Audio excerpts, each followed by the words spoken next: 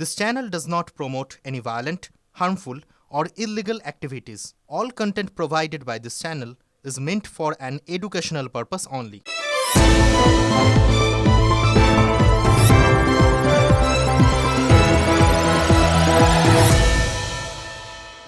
Vote হিংসা এ রাজ্যের নির্বাচনের আগে পরে এই শব্দবন্ধটা শুনতে আমরা অভ্যস্ত আছি। এবার কি ভোট হিংসা মার্কিন মুলুকেও? নির্বাচনের আগে আক্রান্ত হলেন প্রাক্তন মার্কিন প্রেসিডেন্ট তথা আসন্ন নির্বাচনে প্রেসিডেন্ট পদপ্রার্থী Donald Trump.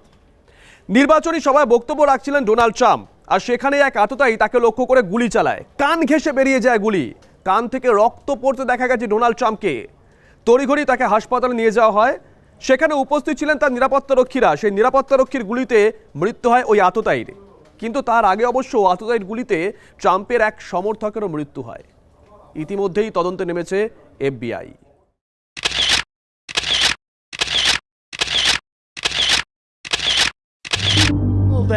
That chart's a couple of months old, and if you want to really see something that's said, take a look at what happened.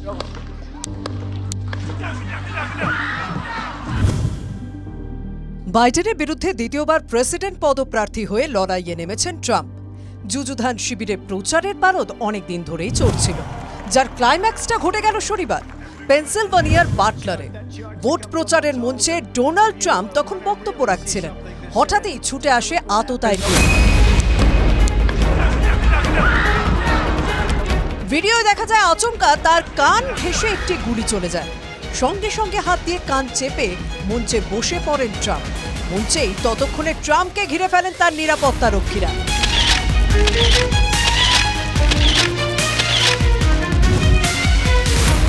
ট্রাম্পের কান ও গাল বেয়ে তখন রক্ত পড়ছে। আহত ট্রাম্পকে নিরাপত্তা কর্মীরা দ্রুত মঞ্চ থেকে সরিয়ে নিয়ে যায়। মঞ্চ থেকে হাত মুঠো করে তুলে সমর্থকদের উদ্দেশ্যে হার না মানার ইঙ্গিত করেন ট্রাম্প। গাড়িতেই প্রাথমিক চিকিৎসার পর ট্রাম্পকে হাসপাতালে নিয়ে যাওয়া হয়। আপাতত তিনি বিপদমুক্ত বলে জানানো হয়েছে। সভামঞ্চের পাশেই একটি বাড়ির ছাদ থেকে গুলি চালিয়েছিল আততায়ী। ট্রাম্পকে লক্ষ্য করে ছোড়া গুলিতে মৃত্যু হয় এক সমর্থকের। ঘটনার আকস্মিকতা কাটতেই আততায়ীকে গুলি করে হত্যা করে রক্ষীরা। তবে কিভাবে মঞ্চের এত কাছে আততায়ী পৌঁছলো তা নিয়ে ক্ষোভে ফুঁসতে শুরু করেন ট্রাম্প সমর্থকেরা। Secret Service is looking at us from the top of the barn. I'm pointing at that roof, just standing there like this. If I walked up close to there with anything that Secret Service considered a problem, I wouldn't be standing here talking to you right now. But I don't know why a guy who we're standing there pointing out to police and Secret Service is crawling up the roof. ট্রাম্পের উপর হামলা নিয়ে তোলপাড় শুরু হয়ে যায় মার্কিন রাজনীতিতে। দলমত নির্বিশেষে ট্রাম্পের সভায় হামলার নিন্দা করেন সকলে। প্রেসিডেন্ট জো বাইডেন বলেন, আমেরিকায় এই ধরনের হিংসার কোনো জায়গা নেই। আমাদের একজোট হয়ে এই হিংসার বিরুদ্ধে রুখে দাঁড়ানো উচিত এবং এর নিন্দা করা উচিত। হামলার খবর পাওয়ার পরে বিবৃতি দেন প্রধানমন্ত্রী নরেন্দ্র মোদীও। এক স্যান্ডেলে মোদী লেখেন, আমার বন্ধু ডোনাল্ড ট্রাম্পের উপর হামলার ঘটনায় আমি উদ্বিগ্ন। এই ঘটনার তীব্র বিরোধিতা করছি। গণতন্ত্র ও রাজনীতিতে হিংসার জায়গা নেই। হামলার তীব্র নিন্দা করে বিবৃতি দেন রাহুল গান্ধীও। ট্রাম্পের উপর হামলার ঘটনার তদন্তে নেমেছে FBI। প্রাথমিকভাবে আততায়ী পরিচয় জানা গিয়েছে। হামলাকারী টমাস ম্যাথিউ ক্রোকস পেনসিলভানিয়ার বেথেল পার্কের বাসিন্দা। হামলার আগে তার একটি ভিডিও ভাইরাল হয়েছে, যেখানে তাকে ট্রাম্পের বিরুদ্ধে ক্ষোভ উগড়ে দিতে শোনা যাচ্ছে। I hate Republicans, I hate Trump, and guess what? You got the wrong guy. তবে শনিবার সন্ধে কেন টমাস এই হামলা চালালো তা নিয়ে এখনো ধোঁয়াশা রয়েছে। ট্রাম্পই প্রথম নন, এর আগেও গুলিবিদ্ধ হয়ে প্রাণ পর্যন্ত হারিয়েছেন আমেরিকার 4 জন প্রেসিডেন্ট। আততায়ীর গুলি থেকে রেহাই পাননি অনেক প্রেসিডেন্ট পদপ্রার্থীও। 1963-তে ভোটের প্রচারে গুলিতে নিহত হয়েছিলেন প্রেসিডেন্ট জন এফ কেনেডি। এরপর 1981-তে আততায়ীর নিশানা হয়েও রক্ষা পান প্রেসিডেন্ট রোনাল্ড রেগান। সেই হামলা 4 দশক পর ফের কোনো আততায়ীর গুলি ছুঁয়ে গেল এক প্রাক্তন মার্কিন প্রেসিডেন্টকে। Bureau report, TV9 Bangla. বন্ধু ট্রাম্পের উপর হামলার ঘটনায় কড়া নিন্দা করেছেন প্রধানমন্ত্রী নরেন্দ্র মোদী। বলেছেন রাজনীতিতে হিংসার কোনো জায়গা নেই। আর বাংলার রাজনীতি নিয়ে কথা বলার সময় প্রধানমন্ত্রীকে প্রায়শই এই কথা বলতেই হতো, কারণ বাংলার রাজনীতিতেও তো হিংসার অন্ত নেই। এই তো উত্তর দিনাজপুরের ইসলামপুরে ধাবায় গুলি চলল, তৃণমূলের পঞ্চায়েত সদস্যের স্বামীর ওপর গুলি চলল এবং ওই তৃণমূল নেত্রী রাজ্য পুলিশের উপর ভরসা রাখতে পারছেন না, তিনি সিবিআই তদন্তের দাবি করছেন। খুল্লা ফের শুট আউট, গুলিতে ঝাঁঝরা তৃণমূল নেতা। উত্তর দিনাজপুরে উপনির্বাচনে ফল ঘোষণার দিনই রায়গঞ্জ থেকে প্রায় 115 কিলোমিটার দূরে ইসলামপুরে দুষ্কৃতী হানায় খুনোখুনি। দুজন তৃণমূল নেতাকে লক্ষ্য করে ইসলামপুরে গতকাল রাতে মুড়ি মুরকির মতন গুলি চালায় দুষ্কৃতীরা, সেই ধাবা। নিহত তৃণমূল নেতা বাপি রায়, গুলিবিদ্ধ মোহাম্মদ সাজ্জাদ। যারা গিয়েছে মাঝে মধ্যে ইসলামপুরের শ্রীকৃষ্ণপুর এলাকার এই ধাবায় আসতেন বাপি রায় শনিবার রাতেও। ভিতরে ওই ঘরগুলোতে বসেছিলেন তৃণমূল নেতা বাপি রায় এবং মোহাম্মদ সাজ্জাদ। প্রত্যক্ষদর্শীরা জানান ধাবা লাগোয়া জাতীয় সড়কের ধারে গাড়ি রেখে দুষ্কৃতীরা ভেতরে ঢোকে। এলাকা খালি করতে শূন্যে গুলি চালায় আততায়ীরা। দিয়ে 3 জন আততায়ী ভিতরে ঢোকেন এবং ঢুকে তারা ওই জায়গায় খুব কাছ থেকে পয়েন্ট ব্ল্যাঙ্ক রেঞ্জ থেকে বাপিকে গুলি করেন। সূত্রের খবর, মুখে মাস্ক পরে এসেছিল আততায়ীরা। পয়েন্ট ব্ল্যাঙ্ক রেঞ্জ থেকে বাপিকে 4 রাউন্ড গুলি করে দুষ্কৃতীরা। রক্তাক্ত অবস্থায় মাটিতে লুটিয়ে পড়েন বাপি রায়। গুলিবিদ্ধ হন মোহাম্মদ সাজ্জাদ নামে আরও একজন। হাসপাতালে নিয়ে গেলেও শেষ রক্ষা হয়নি। গত পঞ্চায়েত নির্বাচনে বাপির স্ত্রী লিপিকা এই এলাকা থেকে তৃণমূলের টিকিট পান। বিনা প্রতিদ্বন্দ্বিতায় জয়লাভ করেন লিপিকা। জানা গিয়েছে স্ত্রী পঞ্চায়েত সমিতির সদস্য হলেও বকরমে তার হয়ে কাজ করতেন বাপি। পরিবারের অভিযোগ খুনের পিছনে চক্রান্ত রয়েছে। থরমাথরের কাজ করতো, জমি কেনা বেচাও করতো, কিন্তু হতে পারে এই নিয়ে যেগুলো পঞ্চায়েতের কাজ ফাজ আসছে টেন্ডার ফেন্ডার নিয়ে হয়তো এরকম কিছু হবে। কিন্তু কেন? বাপির স্ত্রী বলছেন এলাকায় বেশ কিছু ঘরের প্রকল্প এসেছিল, সেই প্রকল্পগুলো ডিস্ট্রিবিউশনের আলোচনা চলছিল। ষড়যন্ত্রের অভিযোগে সিবিআই তদন্ত চাইছেন নিহতের স্ত্রী। ষড়যন্ত্র করে করছে কারো প্রতি তো আমি ওরম বলতে পারতেছি না, কিন্তু এটা পুরো ষড়যন্ত্র। সবাই তো ছিল পার্টির মেম্বাররা। সিবিআই তদন্ত চাই আমি শাস্তি চাই, আমার বাবাকে যে মারতে শাস্তি চাই, সিবিআই তদন্ত চাই। পরিবার বলছে ষড়যন্ত্র হয়েছে, নিশানায় দলেরই একাংশ। খুল্লা তৃণমূল নেতা খুনে জড়িত কারা, সব দিক খতিয়ে দেখে তদন্ত চলছে বলছে পুলিশ। আচমকা নয়, পরিবারের দাবি রীতিমতো পরিকল্পনা করে এবং রেকি করেই গতকাল রাতে এই এলাকায় শুট আউট করা হয়। টার্গেট ছিলেন বাপি এবং তাকে খুন করা হয়। ক্যামেরায় দীপায়ন এবং রূপকের সঙ্গে প্রসেনজিৎ, TV9 বাংলা, ইসলামপুর। ইসলামপুরে তৃণমূল নেতা তিনি যে খুন হয়েছেন এর নেপথ্যে কারা, কেন প্রকাশ্যে বাপি রায়কে খুন হতে হলো, এ প্রশ্ন এ কারণেই তুলছি, তার কারণ তার পরিবারের তরফ থেকে এখনো পর্যন্ত যা অভিযোগ করা হচ্ছে সেই অভিযোগের কিন্তু ছত্রে ছত্রে রয়েছে ষড়যন্ত্র। তাহলে কি পরিকল্পনা করেই এই ঘটনা ঘটানো হয়েছে? এ প্রশ্ন কিন্তু ওড়ানো যাচ্ছে না। এক্ষেত্রে আরও একটা বিষয় খুব উল্লেখযোগ্য, তৃণমূল কংগ্রেসের দিকেই কিন্তু তৃণমূল কংগ্রেসের তরফ থেকে অভিযোগ উঠছে। তার কারণ তার পরিবারের লোকজন যাদের দিকে অভিযোগের আঙুল তুলছেন তারাও তৃণমূল কংগ্রেসেরই লোকজন। ফলে আবারও তৃণমূল বনাম তৃণমূল। সাজ্জাদের বলে গুলি লাগছে, ওইটা তো একটা বাহুবা। কোনো জায়গা বাদ রাখে না, মানে ওকেই প্ল্যান করে মারছে। ফের দুষ্কৃতীদের টার্গেটে তৃণমূল নেতা। ইসলামপুরে বাপি রায়কে খুনের ঘটনায় তোলপাড় গোটা জেলা। প্রশ্ন হলো, কেন প্রকাশ্যে খুন হতে হলো তৃণমূলের পঞ্চায়েত সমিতির সদস্যের স্বামীকে? বাপি পঞ্চায়েত সমিতি মেম্বারের হাজব্যান্ড, ওখানকার প্রধানের হাজব্যান্ড সাজ্জাদ, উপপ্রধান, এরা সব মিলে পঞ্চায়েত সম্বন্ধে আলোচনা করছিল। পয়েন্ট ব্ল্যাঙ্ক রেঞ্জে গুলি করেছে। না মনে হচ্ছে না রাজনৈতিক কোনো ব্যাপার এর মধ্যে থাকতে পারে। এখন দল যেখানে বলছে যে এই ঘটনার সঙ্গে দলের কোনো যোগাযোগ নেই, বাপির পরিবার এবং শ্বশুরবাড়ির অবশ্য দাবি দলেরই কোনো কিছু নিয়ে কিন্তু এই গন্ডগোল, যার জেরে বাপিকে টার্গেট করে শুট আউট করা হয়। 15-20টা গুলি মারছে, কোনো জায়গা বাদ রাখে না, মানে ওকেই প্ল্যান করে মারছে। আর এটা পুরা পার্টিরই পুরা সাজেস্ট করে মারছে পার্টির। জানা গেছে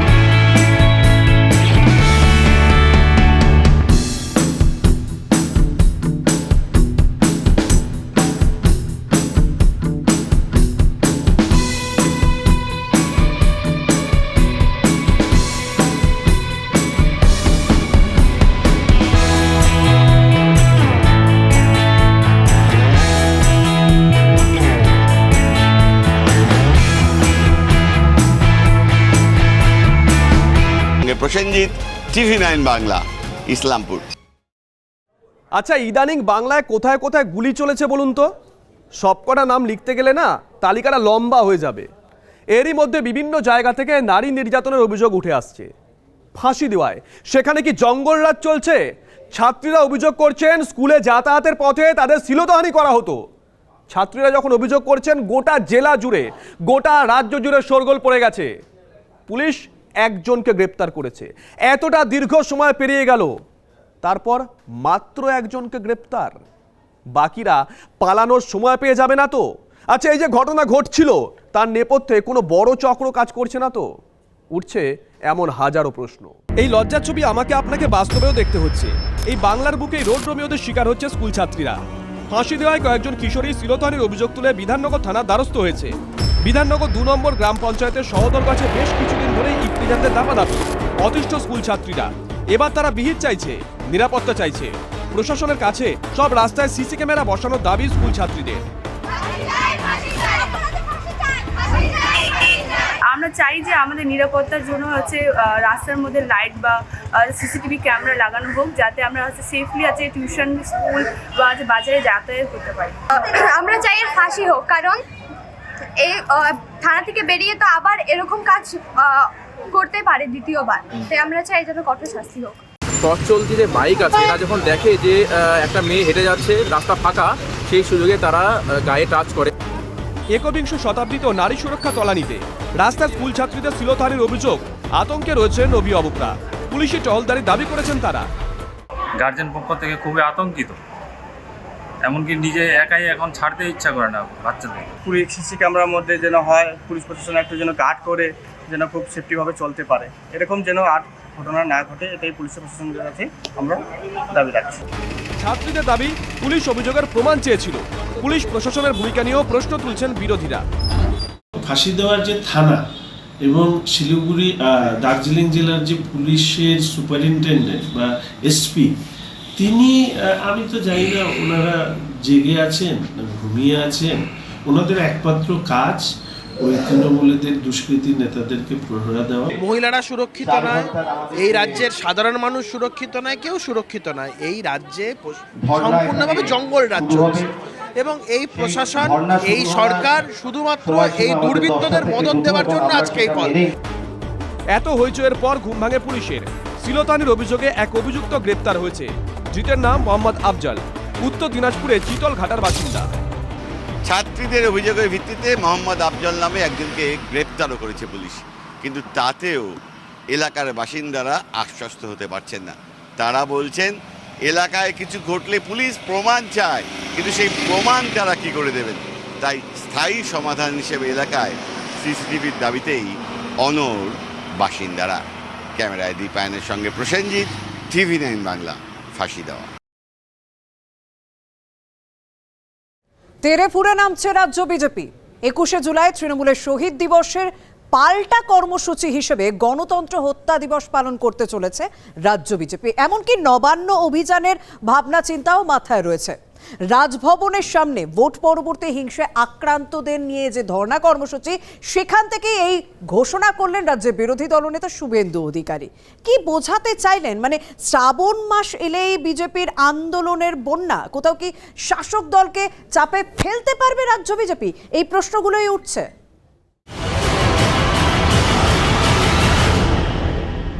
আমার মা রথিবালা আড়িকে তৃণমূলের গুন্ডা বাহিনীরা খুন করেছে।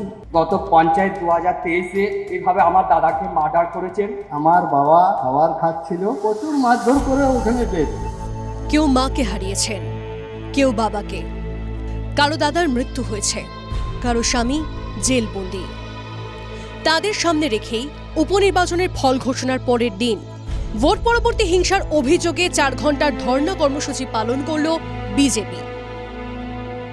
রাজভবনের সামনে ধর্ণা মঞ্চ থেকে 21শে জুলাই তৃণমূলের শহীদ সমাবেশের পাল্টা গণতন্ত্র হত্যা দিবস পালনের ডাক দিলেন বিরোধী দলনেতা শুভেন্দু অধিকারী। সেই সঙ্গে নন্দীগ্রামে প্রতিবাদ মিছিল, নবান্ন অভিযান সহ একগুচ্ছ পরিকল্পনার কথাও শোনা গেল তার মুখে। 21 তারিখ গণতন্ত্র হত্যা দিবস হবে, 22 তারিখে সিএসসি ঘেরাও করব, 18 তারিখে আমি আমার নির্বাচন কেন্দ্রে মাস মুভমেন্টের ডাক দিয়েছি। আবার নবান্ন অভিযানের প্রয়োজন আছে বলে মনে করি 17 তারিখে দলের মিটিংয়ে আমি এটা দলের কাছে প্রস্তাব দেব। পায়ের তলায় মাটি নেই, প্রেসের দয়ায় বেঁচে আছে। পরপর হার, মানুষের এক কান কাটা হলে দেওয়াল ধরে যায়, দু কান কাটা হলে নির্লজ্জের মতন ঘুরে বেড়ায়। রাজ্যের প্রধান বিরোধী দল বিজেপি, অথচ ভোট পরবর্তী হিংসাসহ বিভিন্ন ইস্যুতে তৃণমূলের বিরুদ্ধে সেভাবে আন্দোলন গড়ে তুলতে না পারার অভিযোগে দলের অন্দরেই প্রশ্নের মুখে পড়তে হয়েছে দলীয় নেতৃত্বকে। এদিন ধর্ণা মঞ্চেও কার্যত তারই প্রতিধ্বনি উঠে এলো বিজেপি নেতাদের গলায়। লড়াইটা দেওয়ার জন্য মাঠে নামতে হবে, শুধু বাড়িতে বসে প্রেস কনফারেন্স করে বাংলায় থেকে মমতা ব্যানার্জিকে সরাতে পারবেন না। বিরোধী দল হিসেবে বিশ্বাসযোগ্যতা প্রতিষ্ঠা করতে গেলে রাস্তায় নামা ছাড়া যে অন্য কোনো পথ নেই, সে কথাও কার্যত মেনে নিলেন বঙ্গ বিজেপি নেতারা। মাথায় রাখুন যে আক্রমণের প্রতি আক্রমণ থাকবে থাকবে থাকবে, তবেই আমরা বাঁচতে পারবো। আমাদের সেন্ট্রাল গভর্নমেন্ট বাঁচাবে, আমাদের সেন্ট্রাল ফোর্স বাঁচাবে। শুধু এই আশায় থাকলে পরিবর্তন কোনোদিন হবে না। মানুষের রায় মেনে না নিতে পারা হতাশার বহিঃপ্রকাশ এখনো তাদের মধ্যে দেখা যাচ্ছে।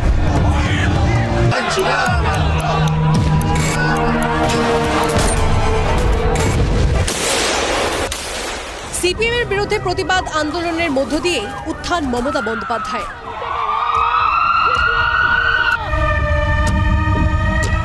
উল্টোদিকে জাতীয় দল হিসেবে রাজ্যে রাজ্যে বিজেপির বিজয় রথ ছুটলেও বাংলায় এসে বারবার ঠক্কর খেতে হয়েছে গেরুয়া ব্রিগেডকে। লাগাতার আন্দোলনের মাধ্যমে বঙ্গ বিজেপি কি পারবে তাদের বিশ্বাসযোগ্যতা প্রমাণ করতে? উত্তর দেবে সময়।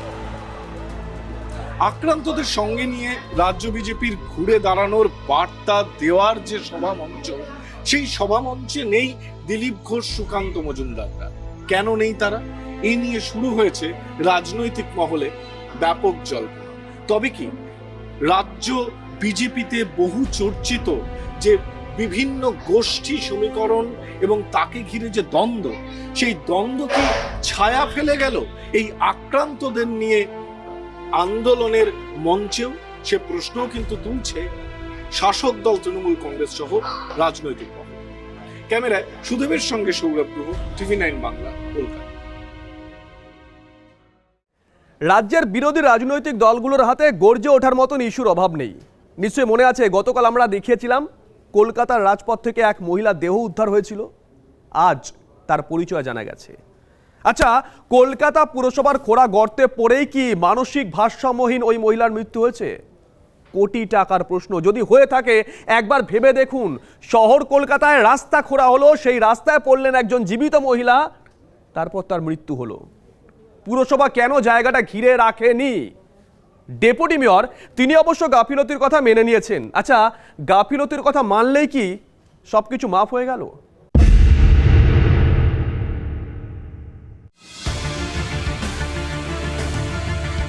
শনিবার বিকেলে চাঞ্চল্য ছড়ায় খাস কলকাতায়। কাশী বোস লেন আর বিধান সরণির সংযোগস্থলে একটি গর্ত থেকে উদ্ধার হয় এক মহিলার দেহ। রবিবার মহিলার পরিচয় মিলেছে।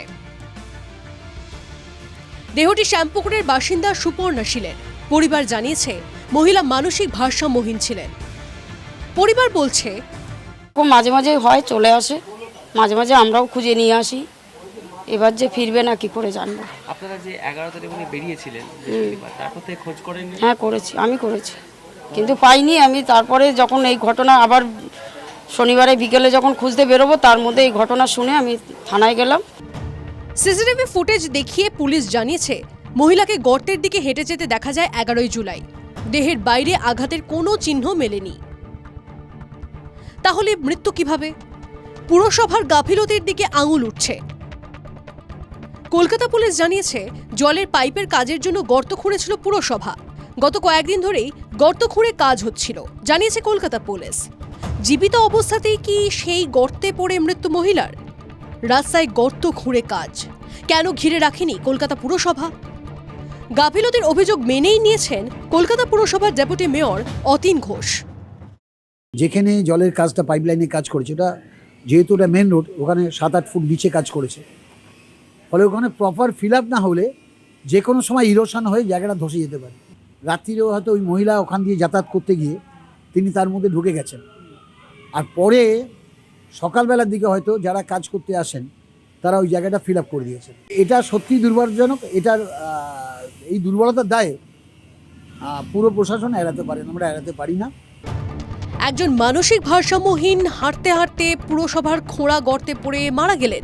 নাগরিক পরিষেবার এই হাল, বিরোধীদের কাঠগড়ায় পুরসভা। এটা অত্যন্ত ভয়ঙ্কর ঘটনা, অত্যন্ত লজ্জার ঘটনা। যারা এখানে প্রশাসনের দায়িত্বে আছে, যারা এই মেয়র থেকে শুরু করে যারা দায়িত্বে আছেন, তাদের আর 1 মিনিটও থাকার দায়িত্ব নেই। ওই জন্যই তো হয়তো ববি হাকিমকে বলেছে সরিয়ে দেবে, এখন শোভন চ্যাটার্জিকে মনে হয় আবার নিয়ে আসবে। আজকে একজন মহিলা যদি পড়ে যেতে পারে, তাহলে একটা ছোট বাচ্চাও পড়ে যেতে পারে। নিরপেক্ষ প্রশাসন যদি হন, তাহলে যার দায়িত্ব এগুলো দেখভাল করা, তাদের ক্ষেত্রে সরকারি নিয়ম মেনে তাদের বিরুদ্ধে ব্যবস্থা নেওয়া উচিত। দুর্ঘটনা ঘটেছে, তদন্ত সাপেক্ষ বিষয়, এটা কেন হয়েছে তদন্ত না করে এটার পক্ষে বলা তো কোনো সম্ভব না। যাদের গাফিলতি তাদের শনাক্ত করে শাস্তি দেবে কি পুরসভা? উঠছে এই প্রশ্নটাই। অরিত্র ঘোষের রিপোর্ট, TV9 বাংলা। কলকাতায় তৃণমূল কংগ্রেসের মধ্যে এটা কি হচ্ছে বলুন তো? শুধু কলকাতা নয়, বেশ কিছু জায়গায় দেখতে পাওয়া যাচ্ছে। এখন যে ঘটনাটা বলবো, সেই ঘটনাটা আবারও ওই তৃণমূল বনাম তৃণমূল। 44 কাঠার একটা জমি, সেই জমিকে কেন্দ্র করে বিধায়ক এবং কাউন্সিলরের মধ্যে দ্বন্দ্বের পরিস্থিতি। আর বিধায়ক স্বর্ণকমল সাহা তিনি এতটাই রেগে গিয়েছেন যে কাউন্সিলর স্বপন সমাদ্দারকে জমি হাঙর বলতেও ছাড়লেন না।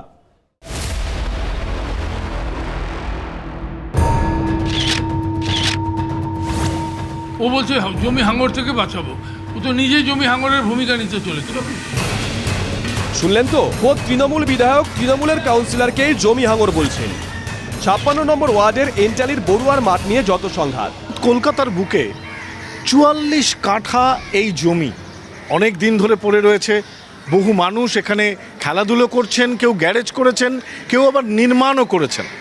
এই গোটা জমিটি একটি পরিবারের এবং তাদের বাণিজ্যিক প্রতিষ্ঠানের নামে রয়েছে এই জমি বাণিজ্যিক প্রতিষ্ঠানের নামে নথিভুক্ত। বড়ুয়া বেকারিজ প্রাইভেট লিমিটেডের নামে রয়েছে বলে দাবি বড়ুয়া পরিবারের। বড়ুয়া পরিবারের দাবি 2023 সাল পর্যন্ত জমির ট্যাক্স দেওয়া রয়েছে। আমাদের এই জমিটা অনেক বছর আগে পাঁচিল দিয়ে ঘেরাও হয়েছিল, যাতে বাউন্ডারি করা হয়। কিন্তু পরবর্তীকালে দেখা গেছে কি এই বাউন্ডারিটা আস্তে আস্তে ওখানকার লোকাল লোকেরাই সব বাউন্ডারিটাকে ভেঙে ওখানকার ইট এগুলো যা আছে সবকিছু ওরা নিয়ে চলে গেছে। এই জমিতে খেলার মাঠ করার দাবি স্থানীয় কাউন্সিলর স্বপন সমাদ্দারের। এলাকার বেশ কয়েকজনকে নিয়ে অবস্থান বিক্ষোভ করেন তিনি। কাউন্সিলরের ভূমিকায় ক্ষুব্ধ স্থানীয় বিধায়ক। স্বপন সমাদ্দারকে জমি হাঙর বলে তোপ স্বর্ণকমল সাহার। খেলার মাঠ করবে যে কার জায়গা? আমার জায়গায় অন্য একজন খেলার মাঠ করে দেবে? এটা দখল না কি হলো? ওই একজনের প্রপার্টি ও খেলার মাঠ করবে, এটা কেন? একটা কর্পোরেশনের জায়গা বার করুক, সেখানে খেলার মাঠ করুক না। বড়ুয়া পরিবারের বক্তব্য, জমিতে খেলার মাঠ করলে তাদের আপত্তি নেই, তবে সরকারকে জমির ন্যায্য দাম দিতে হবে। এত বড় জমি অধিগ্রহণের টাকা কি পুরসভার কাছে আছে? প্রশ্ন বিধায়কের। যদি আমাদের ন্যায্য মূল্যটা পাই, ঠিক আছে, সেখানে কেউ যদি মাঠ করুক সেটা তাদের ব্যক্তিগত ব্যাপার, কিন্তু আমাদের ন্যায্য মূল্য, আমাদের যতটা জায়গা আছে তার ন্যায্য মূল্যটা আমাদেরকে যদি সরকার অ্যাপ্রুভ করেন, আমাদের তাতে তো কোনো আপত্তি নেই। All for the public interest, তোমার জমি সরকার অ্যাকুইজিশন করবে, করতে হলে তাকে ক্ষতিপূরণ দিতে হবে, এবং সেই রেটটা কী হবে? সার্কেল রেট এলাকায় যেটা, তো সেই রেটে এভাবে করবে কর্পোরেশন। একই ভারী ভবানী হয়ে আছে, ওইটা করছে, এসব করে একটা অশান্তি সৃষ্টি করে যাচ্ছে জায়গাটা। কাউন্সিলর স্বপন সমাদ্দার নিজের অবস্থানে অনড়। মানুষের সাথে লড়াই, বিধায়ককে পাল্টা কাউন্সিলরের। আমি জমি হাঙর দিয়ে বাঁচাতে চাইছি, এটা ঠিক, পরিবেশের স্বার্থে, মানুষের স্বার্থে। কেন বেআইনি প্রমোটাররা যারা রাজত্ব করে তাদের হয়তো উনি প্রশ্রয় দিতে পারেন, বাট আমি নয়। আমার লেখাটা আছে জনগণকে, আমি এটাই বুঝিয়েছি, যদি কোনো ব্যক্তিগত মালিকানা থাকে যদি, তাহলে অবশ্যই সরকারের কাছে অনুরোধ করেছি জমিটা অধিগ্রহণ করতে। বিধায়কের স্পষ্ট হুঁশিয়ারি, জল করাবে মুখ্যমন্ত্রী পর্যন্ত। স্থানীয় বিধায়ক পুরসভার সঙ্গে আলোচনা না করেই কাউন্সিলরের কেন এই পদক্ষেপ? প্রশ্ন বিধায়ক স্বর্ণকমল সাহার।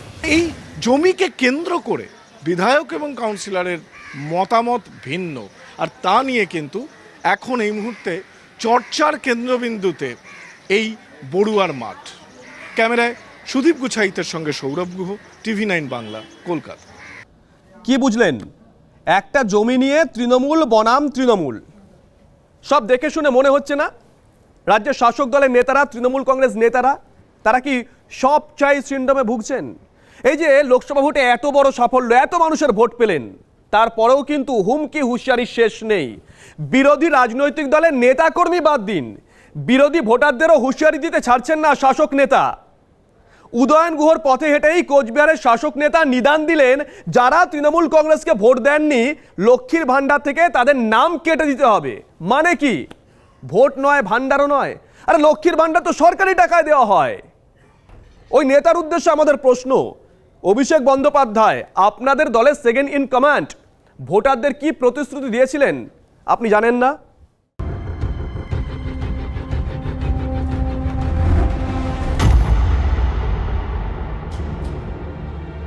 যারা এত কিছু পাওয়ার পরেও, লক্ষ্মীর ভান্ডারের বর্ধিত টাকা পাওয়ার পরেও তৃণমূল কংগ্রেসকে ভোট না দিয়ে বিজেপিকে ভোট দিয়েছে, আমাদের সেখানে অন্তত পক্ষে কিছু লক্ষ্মীর ভান্ডার আমাদের কেটে দেওয়া দরকার আছে।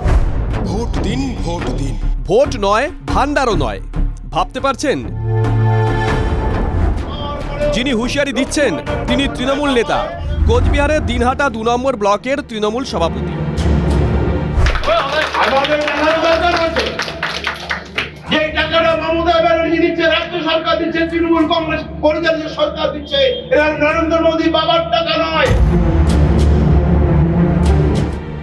21-এর বিধানসভা ভোটের আগে লক্ষ্মীর ভান্ডারের প্রতিশ্রুতি দিয়েছিলেন মমতা বন্দ্যোপাধ্যায়। জিতে এসেই চালু করেন মহিলা বান্ধব প্রকল্প। 24-এর লোকসভা ভোটের আগে ভাতার পরিমাণও বাড়িয়ে দেন। প্রচারে বেরিয়ে প্রতিদিন এক বিজেপি নেত্রী লক্ষ্মীর ভান্ডার বন্ধের হুঁশিয়ারির অডিও শুনিয়েছিলেন অভিষেক বন্দ্যোপাধ্যায়। বলেছিলেন, আপনাদের হাতে ফোন আছে, আমার কথা রেকর্ড করুন। যতদিন বাংলায় মামাটি মানুষের সরকার থাকবে, আপনার লক্ষ্মীর ভান্ডারকে আমরা বুক দিয়ে আগলে রাখবো। কেউ চোখ দিয়ে তাকিয়ে কারো দুঃসাহস নেই আপনার লক্ষ্মীর ভান্ডার বন্ধ করবে। কিন্তু ভোটের পরই হুমকি হুঁশিয়ারি তৃণমূল নেতাদের। যেখানে তৃণমূল ভোট কম পেয়েছে সেখানেই নানা ধরনের বরাদ্দ বন্ধের হুঁশিয়ারি। জনপ্রতিনিধিদের হাতে কিছুমাত্র ক্ষমতা দেওয়া হোক, যাতে আমরা দেশে অন্ততপক্ষে এটা রাখতে পারি যে কার লক্ষ্মীর ভান্ডারের প্রয়োজন আছে, কে লক্ষ্মীর ভান্ডার নিয়ে এই কথা বলেন যে কার বাবার টাকা দিন, তাদের একবার দেখিয়ে দিতে চাই কার বাবার টাকা। উদয়ন গুহের পদাঙ্ক অনুসরণ করে এবার দিনহাটা 2 নম্বর ব্লকের তৃণমূল সভাপতির হুঁশিয়ারি, তৃণমূল কংগ্রেসকে ভোট না দিয়ে বিজেপিকে ভোট দিয়েছে, আমাদের সেখানে অন্তত পক্ষে কিছু লক্ষ্মীর ভান্ডার আমাদের কেটে দেওয়া দরকার আছে। টাকা কার? সরকারের। তাহলে তৃণমূল নেতা এভাবে হুঁশিয়ারি দেন কিভাবে? ভান্ডার পেলে ভোট তৃণমূলকেই দিতে হবে, এরকম মুচলেখা সই করানো হয়েছে নাকি? সরব বিরোধীরা। নিরপেক্ষ দৃষ্টিতে বিচারকের আসনে বসে সেখানে বিরোধী দল করলে তাকে লক্ষ্মীর ভান্ডার দেওয়া যাবে না, তাকে রেশন তুলতে দেওয়া যাবে না, তার বিভিন্ন রকমের যে প্রকল্পগুলো আছে সেগুলোর থেকে বঞ্চিত করা হবে, এটা তৃণমূল কংগ্রেস শুরু করেছে এবং করেছে। দুই তৃণমূল নেতার দুরকম মন্তব্য। তৃণমূল কংগ্রেস এই নীতি নিয়ে বিশ্বাস করে না। যদি এই ধরনের কথা কেউ বলে থাকে, এটা দলের কথা না, দল এটাকে সমর্থন করে না। সরকারের ভালো সুবিধাগুলো নেবেন এবং সরকারকে কুরুচিকর আক্রমণ করবেন, এই দুটো কতখানি একসঙ্গে চলাটা নৈতিকভাবে এটা গ্রহণযোগ্য, সেটা নিয়ে কেউ কেউ তাদের মতামত দিয়েছে। কুণাল ঘোষের এই মন্তব্য কি নৈতিকভাবে গ্রহণযোগ্য? প্রশ্ন তুলছেন বিরোধীরা। Bureau report, TV9 Bangla. বাগদা এবং রানাঘাট দক্ষিণ মতুয়া অধ্যুষিত এই দুই কেন্দ্রেই আমরা দেখেছি 2019 থেকে গত লোকসভা ভোট পর্যন্ত বিজেপি এগিয়েছিল। কিন্তু সদ্য সমাপ্ত বিধানসভা উপনির্বাচনে আমরা কি দেখলাম, যে এই দুটি আসন অর্থাৎ বাগদা এবং রানাঘাট দক্ষিণে বড় ব্যবধানে বিজেপিকে হারিয়ে জয়লাভ করেছে তৃণমূল। তাহলে প্রশ্ন উঠছে, মতুয়া ভোটাররা কি গেরুয়া শিবিরের থেকে মুখ ফিরিয়ে নিল, নাকি এই দুই বিধানসভা উপনির্বাচনের ফল দেখে কোনো উপসংহার টানা ঠিক হবে না? Vote bank. বাংলা নির্বাচন আলোচনায় বারে বারে উঠে আসে এই শব্দবন্ধ।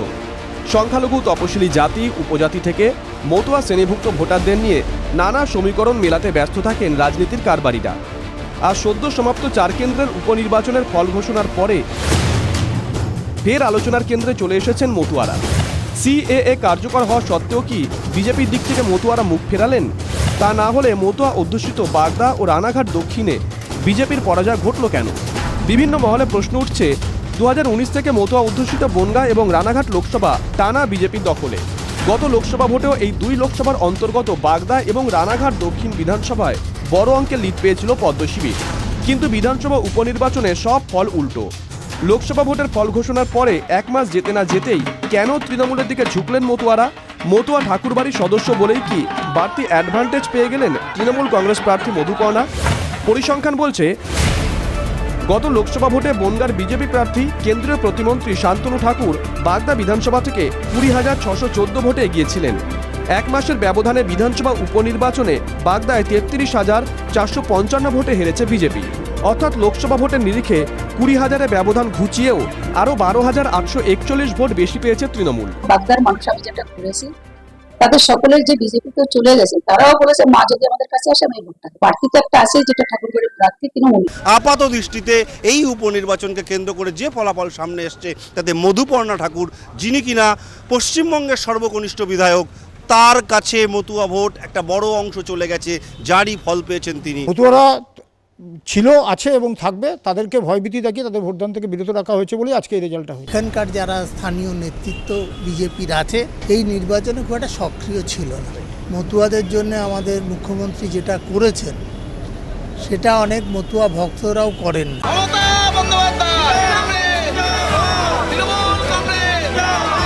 বাগদার মতো মতুয়া অধ্যুষিত রানাঘাট দক্ষিণেও একই ছবি। গত লোকসভা নির্বাচনেও বিজেপি প্রার্থী জগন্নাথ সরকার এই বিধানসভা থেকে 36,936 ভোটে এগিয়েছিলেন। অথচ উপনির্বাচনে রানাঘাট দক্ষিণ বিধানসভা থেকে 39,048 ভোটে জয়ী হয়েছেন বিজেপি ছেড়ে তৃণমূলে যাওয়া মুকুটমণি অধিকারী। অথচ উপনির্বাচনে রানাঘাট দক্ষিণ বিধানসভা কেন্দ্রে 39,048 ভোটে জয়ী হয়েছেন বিজেপি ছেড়ে তৃণমূলে যাওয়া মুকুটমণি অধিকারী। এখন মানুষ একটা দল করতে করতে আর একটা দলে চলে যাচ্ছে। বড় নেতারাই চলে যাচ্ছে, পাবলিক কেন যাবে না? মতুয়া ঠিকই আছে, আপনার সব জায়গায় ছাপ্পা মারেছে। আমরা ঠিক আগে যে দলে ছিলাম সেই দলই আছি, সেইভাবেই ভোট দিচ্ছি, সেইভাবেই ভোট দিয়ে দিচ্ছি আগের মতোই। এই বিপুল পরিমাণে বিজেপি প্রার্থীর পরাজয় নিয়ে উঠতে শুরু করেছে নানান প্রশ্ন। দলের পক্ষ থেকে যদি অন্তর্তদন্ত শুরু হয়েছে, আর এই অন্তর্তদন্তের পরই বিষয়টা স্পষ্ট হবে। বাগদা থেকে রানাঘাট দক্ষিণ, সিএএ কার্যকর হওয়ার পরেও এই উপনির্বাচনে কেন মানুষ মুখ ফেরালেন বিজেপি থেকে? এর জন্য পর্যবেক্ষক মহলের একাংশ কার্যত বিজেপি নেতৃত্বকেই দায়ী করছেন। দেখা যাচ্ছে যে মতুয়ারা ভীষণভাবে সাপোর্ট করছে, কিন্তু সাপোর্ট করলেও মানে মতুয়ারা সাপোর্টটা সেভাবে পাচ্ছে না বিজেপির থেকে। একদম তাই।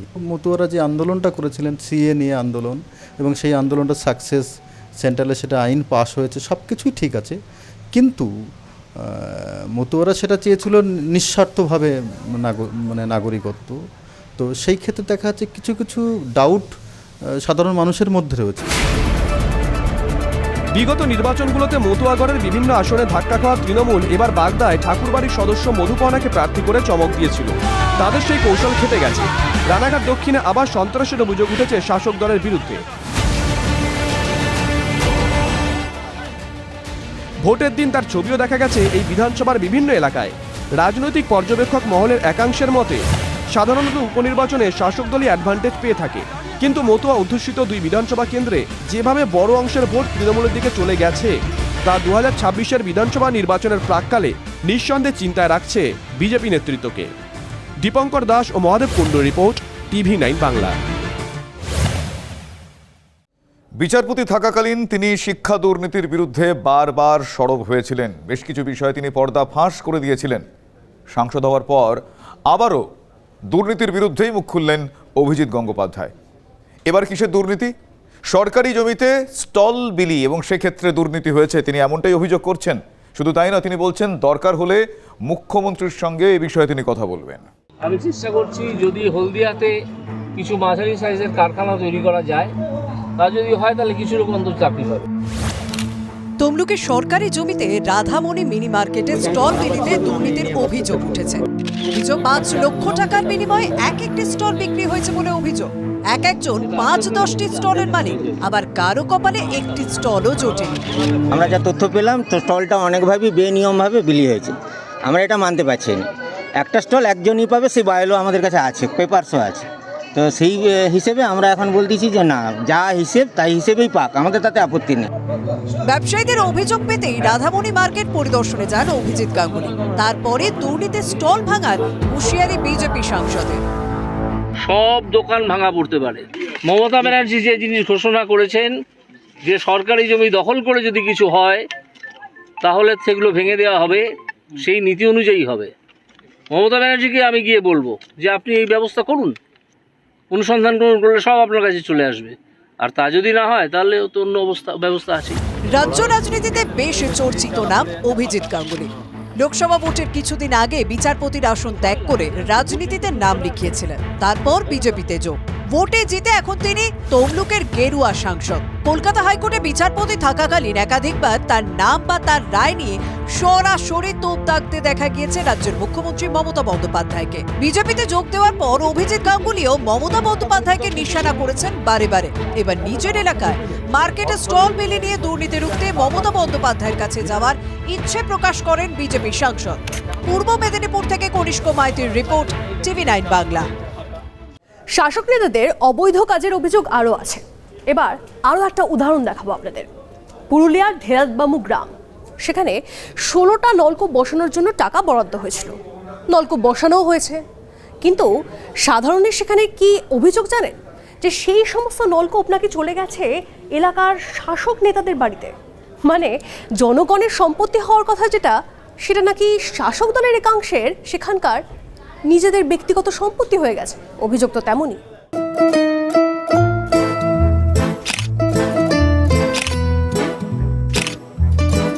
যারা তৃণমূলের নেতৃত্ব বা যারা ঘোরাফেরা করে, তৃণমূল পার্টি করে, তাদের বাড়িতেই তারা নলকূপগুলি করে নিয়েছে। ওটিটির পঞ্চায়েত সিরিজ আর পুরুলিয়ার পঞ্চায়েত, অভিযোগগুলো মিলে যাচ্ছে কি? বড়াবাজার ব্লকের ধেলাতবামু গ্রাম পঞ্চায়েত সম্প্রতি পানীয় জলের সমস্যায় নলকূপ বসেছে। পঞ্চদশ অর্থ কমিশনের টাকায় 16টি নলকূপ বসানো হয় পঞ্চায়েতে। প্রতি নলকূপের জন্য বরাদ্দ হয় 88,086 টাকা। সরকারি নিয়ম মেনে টেন্ডার ডেকে নলকূপ বসানো হলেও সরকারি জমির বদলে তৃণমূল নেতাকর্মীদের বাড়িতেই নলকূপ বসেছে বলে অভিযোগ। ঝা চকচকে নতুন নলকূপ। অভিযোগ, স্থানীয় কাঠ ব্যবসায়ী সাধু সিং দেওর জমিতেই বসেছে নলকূপটা। কিভাবে বসলো? ব্যক্তিগত জমিতে সরকারি নলকূপ? রাজনৈতিক দল করে। কি দল? তৃণমূল করে। আচ্ছা, টিউবওয়েলটা কি সরকারি না বেসরকারি? সরকারি। সরকারিটা কিভাবে হলো এই বাড়িতে? কিভাবে হলো কি বলবেন? ওরা তো ওইরকমের সব আরো তো হয়েছে গ্রামে, ও পাড়ায়ও হয়েছে। কে যা করিয়েছে কে জানে, আমি ওটা বলতে পারবো মানে কত টাকা খরচ হয়েছে আপনার? না না, আমি বলতে পারবো না। হ্যাঁ, জায়গাটাও আপনার? হ্যাঁ, জায়গাটা আমাদেরই বটে। এবার কিসে যে কি করেছে আমি বলতে পারবো না। নলকূপ ব্যক্তিগত জমিতে বসেছে, এটা কনফার্ম করলেও কিভাবে বসেছে সেটা জানেন না বাড়ির সদস্য। উড়ে এসে জুড়ে বসা নলকূপের খোঁজ করতে গিয়ে মিলেছে অমূল্য সব রতন। আর এই যে একটা টিউবওয়েল হয়েছে, এটা টিউবওয়েলটা কাদের জায়গায় হয়েছে? আমাদের জায়গায় হয়েছে। মানে সরকারি টিউবওয়েল? সরকারি টিউবওয়েল। আর কি কোনো দলের সঙ্গে যুক্ত? ঠিক। আমার তো খুবই অসুবিধা ছিল, এই যে এখন জলের একটু হইলো, কষ্টটা গেল আমাদের। তো এই যে জমিটা আছে এটা আপনাদের? হ্যাঁ, আমাদের। না, এটা সরকারি জমিতে নয়? না না, তৃণমূল করে? হ্যাঁ, আমরা তৃণমূল করি। মিছিলে মিটিংও যান? হ্যাঁ, যাই। তৃণমূল নেতাদের বাড়িগুলোকেই সরকারি জমি বলে ভাবা হয়েছে, নাকি সরকারে তৃণমূল রয়েছে বলে স্থানীয় পঞ্চায়েতের খানিকটা গুলিয়ে গিয়েছে। লিস্ট দেখতে হবে, অনেকগুলো জায়গায় 16টা জায়গাতেই হয়েছে। পাবলিকের জন্য সেরকম অভিযোগ এখনো জমা পড়েনি, আর যা হয়েছে আমাদের নিয়ম মাফিক কাজ হয়েছে। আমি এখনো জানিনি, জয়েন করেছি রিসেন্ট। জানা বা না জানা, দুয়েরই ঊর্ধ্বে অবশ্য মাননীয়া পঞ্চায়েত প্রধান। টিউবওয়েল কতগুলো টিউবওয়েল হয়েছে? আপনারা যে পঞ্চায়েতের টিউবওয়েলগুলো করছেন ভোটের পরে, সেগুলো কতগুলো হয়েছে? কোন ফান্ডের টাকায় হয়েছে? না, আপনি এটা বন্ধ রাখুন, আমি পরে একটু গল্প করে নিই। না না, বলবো এটা অফ করুন। কোন ফান্ডের টাকায় হয়েছে? অফ করবেন তবে। ইলেকশন তো হয়েছিল, এখন দেখা যাচ্ছে এই প্রবলেমটা হয়েছে। যখন মানে ওয়েটিংটা হয়েছিল তখন কিন্তু এই সমস্যাটা দেখা যায়নি। আমি আমার ইঞ্জিনিয়ার সাহেবকে এটা নিয়ে কমিটি ফর্ম করিয়েছি। প্রপার যেটা লিগাল প্রভিশনস আছে সেই ক্ষেত্রে যারা হয়েছে সেই লিগাল প্রভিশনস অনুযায়ী নেব আমি ব্যবস্থা। পুরুলিয়াতে সরকারি প্রকল্পের বাস্তবায়ন তাও দেখতে পাওয়া গিয়েছে, মানে জনতার বাড়িতে না দেখতে পাওয়া যাক, নেতার ক্ষেত্রে দেখতে পাওয়া গিয়েছে, নেতার বাড়িতে হয়েছে। কিন্তু উপকূলের বাসিন্দা মৎস্যজীবীদের ক্ষেত্রে সেই বিষয়টা কিন্তু অধরা থেকে যাচ্ছে। মুখ্যমন্ত্রী মমতা বন্দ্যোপাধ্যায় তিনি সমুদ্র সাথী প্রকল্পের কথা ঘোষণা করেছেন, কিন্তু সেই সমুদ্র সাথী প্রকল্পের সুবিধাগুলো তারা পাচ্ছেন না। সরকারি কর্তারা বলছেন যে ফান্ড নেই, ফান্ডের অভাব। সত্যি কি ফান্ড নেই? মৎস্যজীবীরা কিন্তু এক্ষেত্রে বেশ কিছু ফাঁক ফোকর দেখতে পাচ্ছেন। ওই 2 মাসের জন্য আমরা প্রত্যেক মৎস্যজীবী পরিবারকে 5,000 টাকা করে 2 মাস দেব। এই প্রজেক্টের নাম হচ্ছে সমুদ্র সাথী প্রজেক্ট। এটা আমরা অ্যানাউন্স করেছি। যে ঘোষণা করেছিলেন দিদি, সে ঘোষণা এখনো পর্যন্ত আমরা কোনো একটা টাকাও পাইনি।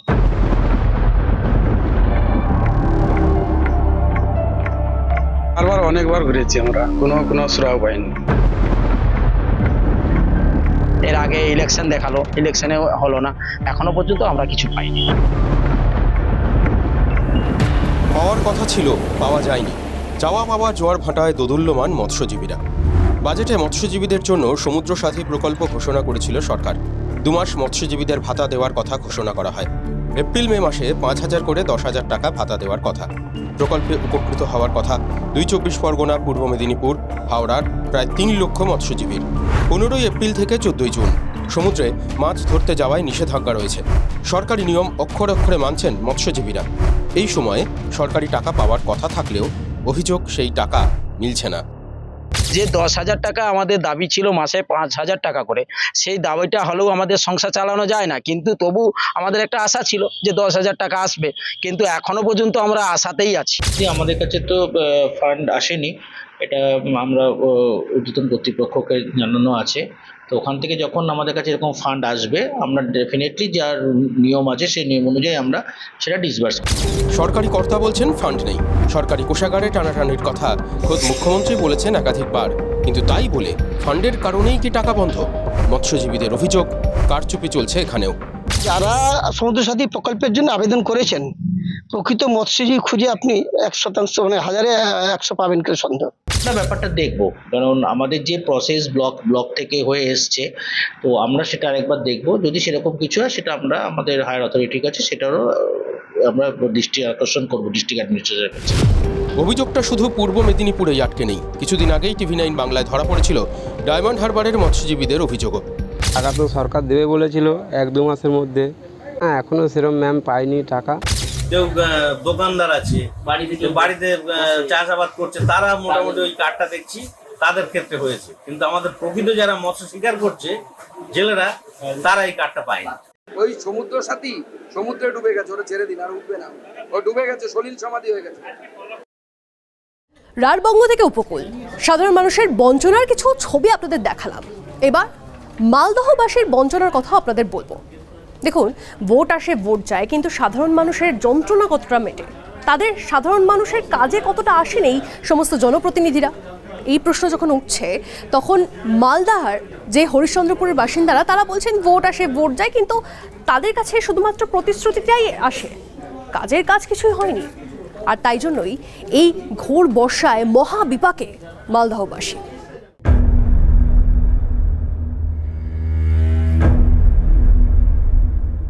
হায় রে উন্নয়ন, একটা বাঁশেই চলছে জীবন। ক্যানেল পারাপারের জন্য ব্রিজ নেই, আছে বাঁশের সাঁকো। সাঁকো বলতে একটিমাত্র বাঁশ, তার উপর পা ফেলেই পারাপার। এ যেন ট্রাপিজের ওপর দিয়ে হাঁটা। কাজে কর্মে, স্কুলে যেতে রোজই জীবন বাজি রেখে সার্কাস দেখাতে হয় গ্রামবাসীদের। এই ছবি মালদার হরিশ্চন্দ্রপুর 1 নম্বর ব্লকে তুলসিহাটা গ্রাম পঞ্চায়েতের ছোট পারো গ্রাম। গ্রামবাসীরা বলছেন নেতারা প্রতিশ্রুতি দিয়েছেন, কিন্তু 40 বছরেও সেতু হয়নি। কি আমাদের বাচ্চা কাচ্চা উপরে স্কুলে আসতে পারছে না, আঙ্গনবাড়ি সেন্টারে যেতে পারছে না।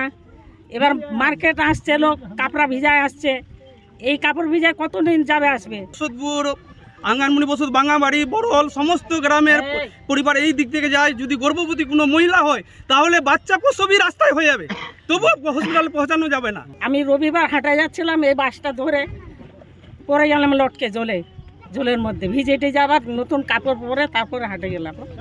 এই গ্রাম থেকে ওই গ্রামে কারো ছেলে মেয়ের বিয়ে লাগলে পরে বিয়ে হচ্ছে না, ভেঙে যাচ্ছে, লোক এসে চলে যাচ্ছে, বলছে রাস্তাঘাট নাই, এ নাই, যোগাযোগ ব্যবস্থা ভালো নাই। বর্ষা এসেছে, এখন আরও বিপত্তি, গ্রামগুলি কার্যত বিচ্ছিন্ন। ভরসা ওই একটি মাত্র বাঁশ। বিপদ বিরাট। দুদিন আগেই এক কিশোরী ক্যানেলের জলে পড়ে যায়। গত কয়েকদিনের সংখ্যাটা অন্তত 5। স্থানীয় পঞ্চায়েত সদস্য সিপিএমের, তিনি গ্রাম পঞ্চায়েতের দিকে অভিযোগের আঙুল তুলছেন। 3-4 দিন হলো আমরা একটা ভেড়া করে দিয়েছি, একটা বাঁশ বেঁধে দিয়েছি। তো সেটা দিয়ে কি মানে সমাধান সম্ভব? এটাতে সমস্যার সমাধান হবে না। আমাদের ব্রিজ যাই, আমি আমাদের প্রধানকে জানাবো, নাহলে বিডিওকে জানাবো, এমপিকে জানাবো। গ্রাম পঞ্চায়েত চালাচ্ছে রামধনু জোট, বিজেপি কংগ্রেস সিপিএম মিলে। তাদের তীর তৃণমূলের দিকে। যে তুলসিয়াটা অঞ্চল হচ্ছে যে বিজেপি কংগ্রেস সিপিএমের জোটের হিসাবে চলছে। তৃণমূল ওখানে জিততেও পারেনি, কোনো ফ্যাক্টর নাই। এই জন্য তৃণমূল ওখানে কোনো কাজ করতে দিচ্ছে না। হরিশ্চন্দ্রপুরের বিধায়ক তাজমুল হোসেন আবার রাজ্যের মন্ত্রী। তার এলাকার বাসিন্দারা এমন দুর্বিষহ জীবন কাটাচ্ছেন, জানেনই না সে কথা। খোঁজ নিয়ে দেখছি কি ব্যাপারটা আছে। আজকে বিক্ষোভ দেখিয়েছে মানুষ ওখানে। আমি তো সেটা জানি না, আমি খোঁজ নিয়ে দেখছি যে কি ব্যাপারটা আছে, তারপর তোকে জানাচ্ছি। তাহলে আর কি, আয়রে উন্নয়ন, একটা বাসেই চলবে জীবন। শুভতোষ ভট্টাচার্যের রিপোর্ট, TV9 বাংলা।